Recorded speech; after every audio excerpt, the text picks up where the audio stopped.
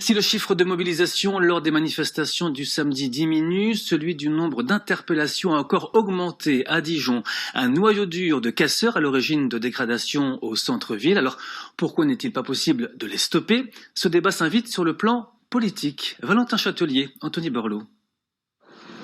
Plusieurs jours après la dernière manifestation des Gilets jaunes, les dégâts sont encore bien visibles dans le centre-ville. Cette bijouterie, par exemple, est encore fermée. Et ce n'est pas la première fois que des heurts éclatent à Dijon.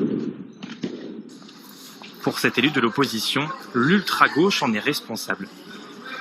On voit que casseurs et anarchistes se rejoignent. Et ce qui est dommage, c'est qu'à Dijon, il y a beaucoup d'anarchistes, il y a des milieux anarchistes assez développés, et un petit peu, non pas avec la complicité, mais avec l'indulgence de la mairie de Dijon, qui a mis l'espace autogéré des tanneries à la disposition des anarchistes. C'est ça que je regrette. Cet espace autogéré des tanneries est visé par plusieurs membres de l'opposition. Selon eux, il soutiendrait les personnes responsables des dégradations. Mais pour la mairie, il n'y a aucun lien avec les casseurs. Dijon, comme d'autres villes, comme Toulon, Grenoble, Saint-Étienne, ont été victimes de dégradations dans leur centre-ville avec des casseurs.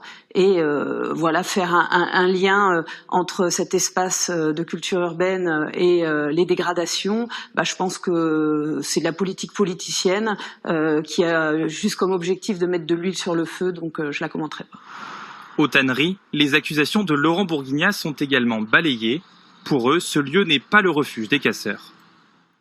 Quant à ces allégations à peine voilées qui sous-entendent que les casseurs viendraient de chez nous, nous lui demandons expressément de fournir les preuves indiscutables de ce qu'il avance, au risque que ces propos puissent être taxés de diffamation.